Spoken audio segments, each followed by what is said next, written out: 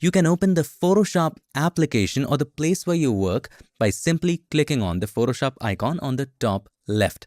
Once you click on it, you move to a place where you work. In other words, it's called the workspace because it's a space where you work. Now, how do you move back to your home screen? Just as in other devices, we click on the home button. Can you find the home button right there? As you can see, it is shaped as a home.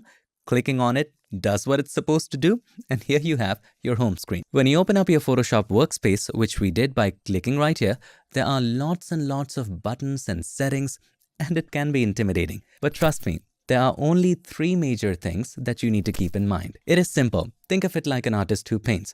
You have all the tools right here, like the brush tool for brushing, selection tools for selecting, and the move tool right here for moving. Again, just like an artist has palettes, bowls where all the color mixing happens, similarly in Photoshop you have your panels, like the layers panel, which maintains the stack of all of the elements. For example, if you want the red to be above, you can bring it on top. See, now it is on top of the green.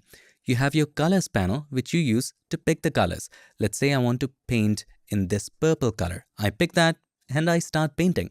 So you have all of these different panels to control different functions. And finally, we have our canvas, where all of the work and the painting goes. Quick refresher again. What are the 3 major parts of Photoshop Workspace?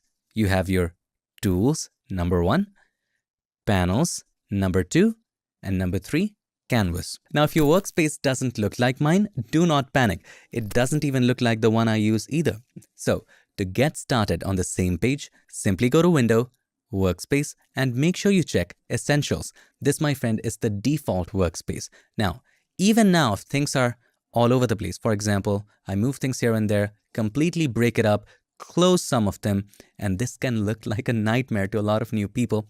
Don't worry, we'll fix our Photoshop nightmares right now, maybe. Just go to Window, Workspace. Even right now, Essentials is checked. So what we want to do is to click on this button called Reset Essentials. And this is what you should see. So here's how I create my personal workspace. I keep it simple, clean, and only include the things that I need. For example, I don't like my tools in 1 line. I like it in 2 lines for quick access. So you can click on this button. That way, they are in 2 lines. Also, I don't need any of these panels. So I drag out the entire group and simply close it. Properties, sometimes I need it, sometimes I don't, but I'm just going to keep it. I don't need adjustments. I also don't need libraries. Also for the properties, I keep it docked right here, so you can dock it. So whenever you need properties, you can click on right here and the properties will open up. Once you have created your workspace, you might want to save it. Go to Window, Workspace, and then Create New Workspace by clicking on New Workspace. I'm just going to name it Minimal.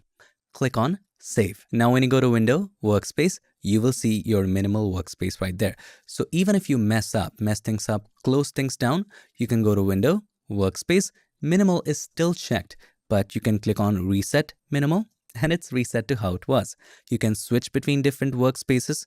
You have a workspace for painting and all of the painting panels will show up and the tools accordingly will show up. So these are the presets Adobe has created for you. And then you have a workspace for photography as well. And then if you want to switch back to the workspace you created, go to Window, Workspace, and Minimal. And there you have it.